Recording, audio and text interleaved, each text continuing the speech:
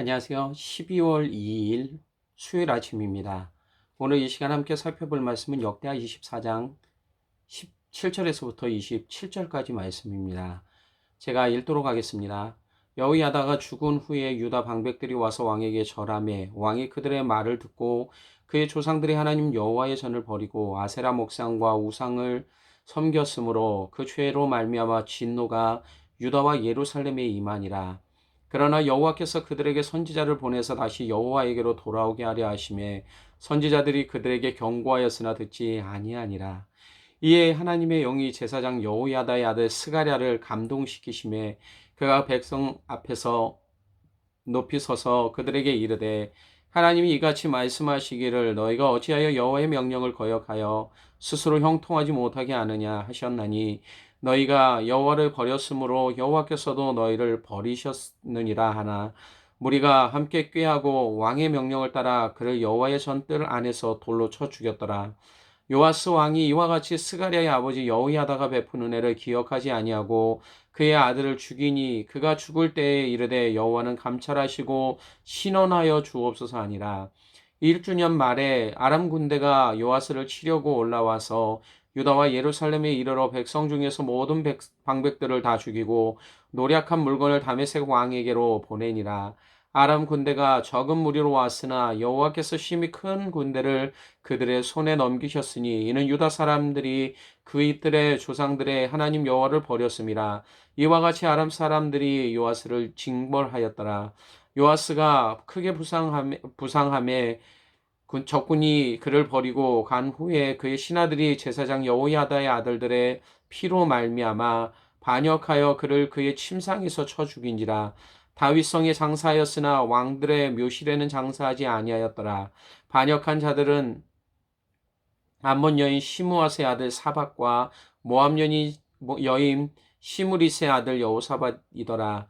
요아스의 아들들의 사적과 요아스가 중대한 경책을 받은 것과 하나님의 전을 보수한 사적을 다 열왕기 주석에 기록되니라. 그의 아들 아마샤가 대신하여 왕이 되니라. 아멘. 오늘 말씀은 두 사람의 죽음에 관하여 전합니다. 이들은 오랫동안 함께 있었던 사람들입니다. 바로 나라의 왕이었던 요아스와 그를 왕으로 세우는데 1등 공신이었던 제사장 여호야다였습니다. 두 사람 모두는 죽고 나서 사람들의 무덤에 매장됩니다. 그런데 두 사람의 매장지가 서로 달랐습니다. 물론 신분이 다르기에 매장지도 다른 것은 당연합니다. 그런데 이상한 점은 있어야 될 사람이 그곳에 없고 그렇지 않은 사람이 그 자리에 있게 된 것입니다. 당시의 왕족이기에 전통적으로 왕의 묘실에 그리고 일반인들은 그들의 가족이 정한 묘지에 장사하게 되었습니다. 하지만 제사장 여호야다가 매장된 곳은 특별했는데요. 그것은 왕들이 매장되는 왕의 묘실이었습니다. 16절에 무리가 다윗성 여러 왕의 묘실 중에 장사하였으니 이는 그가 이스라엘과 하나님과 그의 성전에 대하여 선을 행하였음이더라. 생전에 여호야다가 행한 일에 대한 짧은 소개지만 이것은 그의 삶이 어땠는지를 알려줍니다. 하나님을 온전히 섬겼던 것만이 아니라 자신의 삶을 통해 선한 영향력을 미쳤습니다. 그리고 죽음 후에도 인정을 받아 왕의 묘실에 매장되었던 것입니다. 그러나 정작 왕이었던 요아스의 경우는 달랐습니다. 오늘 25절에 다윗성의 장사였으나 왕들의 묘실에는 장사하지 아니하였더라. 그가 죽고 난 이후에 왕의 묘실은 당연히 그가 있어야 할 자리였지만 요아스는 비록 다윗성에는 장사되었지만 왕의 묘실에는 들어가지 못했습니다. 그런데 이것은 요아스 경우만이 아니었습니다. 왕의 묘실에 매장되지 못한 또 다른 왕들이 있었습니다. 역대하 21장의 여호람 왕과 요아스 이후의 왕이었던 아하스와 므낫의 경우가 그러했습니다. 그런데 이들 모두는 하나같이 하나님을 섬기지 않았던 왕들입니다. 또한 백성들에게 선한 영향력도 미치지 못했고 결국에는 인정받지 못한 채 죽었습니다.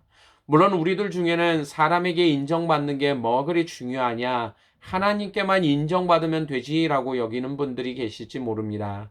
그래서 때로는 주변 사람들을 인식하지 못한 채 자신의 생각대로 때로는 무례하게 행동하는 경우도 생기게 됩니다.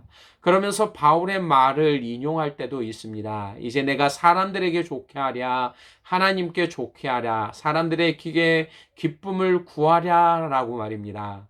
물론 성도는 사람을 기쁘게 하는 자들이 아닙니다. 그렇다고 아무렇게나 행동해서도 된다는 말도 아닙니다. 우리 모두에게는 믿지 않는 자들로 하여금 우리의 착한 행실을 보고 하나님께 영광을 돌리게 해야 될 사명이 여전히 남아 있습니다. 요아스 왕의 모습을 보십시오. 여호야다가 죽은 후에 그는 유다 방백들의 말을 듣게 됩니다. 그들이 전한 말이 무엇인지 알 수 없지만 그들의 말을 듣고 난 요아스는 18절에 그의 종사상들의 하나님 여호와의 전을 버리고 아세라 목상과 우상을 섬기게 됩니다. 그리고 이 일이 백성들에게까지 영향을 미쳐서 그들 또한 하나님을 버리게 됩니다. 이 죄로 말미암아 진노가 유다와 예루살렘에 임하게 되고 한 사람의 잘못된 행동으로 인해 하나님의 진노가 온 나라 가운데 내려지고 있음을 보여줍니다. 하나님은 많은 선지자를 보내십니다. 19절에 그들을 통해 다시 여호와에게로 돌아오게 하려 하셨지만 선지자들의 경고를 듣지 않았습니다. 심지어 하나님은 제사장 여호야다의 아들이었던 스가랴를 감동시킵니다. 그리고 그를 통해 요아스와 백성들에게 말하게 하십니다.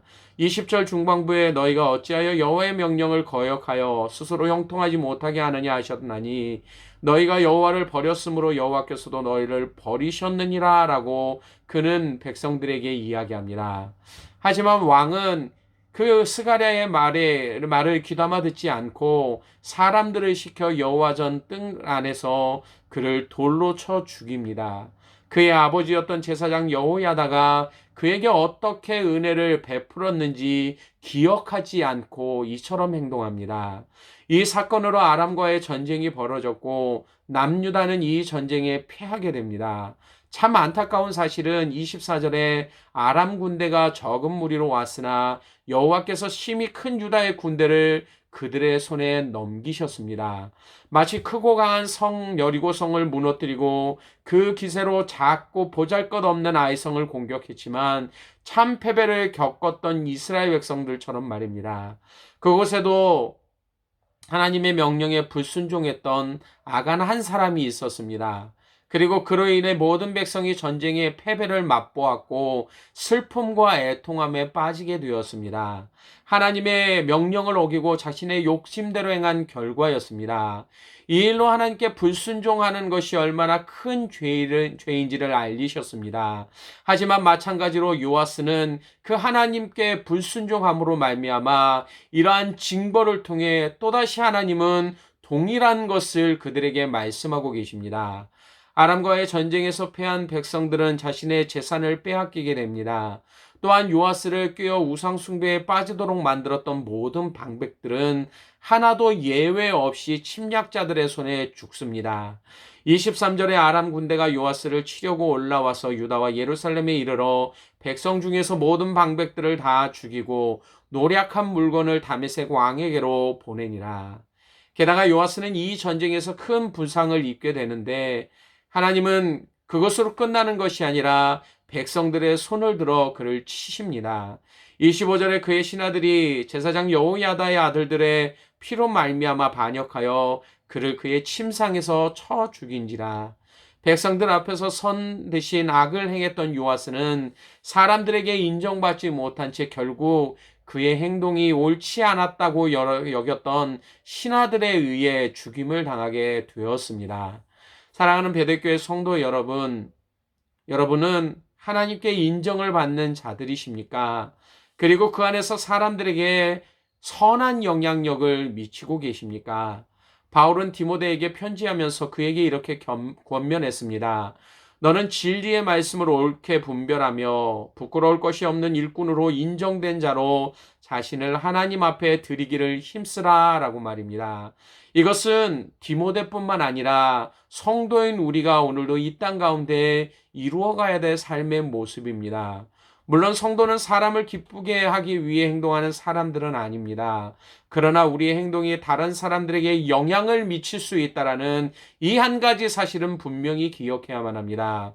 그렇다면 하나님의 말씀을 옳게 분별하고 부끄러울 것이 없도록 날마다 자신을 살피는 그러한 일에 온 힘을 쏟아야만 합니다. 그러한 자만이 사람들에게 인정받는 것뿐만 아니라 하나님 앞에서 합당한 믿음의 삶을 살아갈 수 있는 자들이 되어지는 것입니다.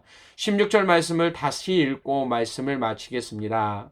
우리가 다윗성 여러 왕의 묘실 중에 장사였으니 이는 그가 이스라엘과 하나님과 그의 성전에 대하여 선을 행하였음이더라. 여호야다가 하나님 앞에서 그리고 사람 앞에서 믿음의 삶을 살았기에 그의 삶이 이와 같은 결과를 만났다라는 사실을 기억하시면서 오늘도 하나님의 그 말씀 가운데 거하실 수 있는 우리 모두가 되시기를 주님의 이름으로 간절히 축원합니다. 기도하겠습니다. 아버지 하나님 은혜를 감사를 드립니다. 여호야다의 삶과 요아스의 삶을 비교하면서 하나님 우리는 이 땅 가운데 선한 영향력을 미치고 있는 자들인가를 다시 한번 보게 하여 주시기를 원합니다. 오늘도 우리의 착한 행실을 통하여 믿지 않는 자들로 하여금 하나님께 영광을 돌리게 하라라고 우리에게 주님은 말씀하시는데 하나님 우리는 선한 영향력을 미치고 있습니까?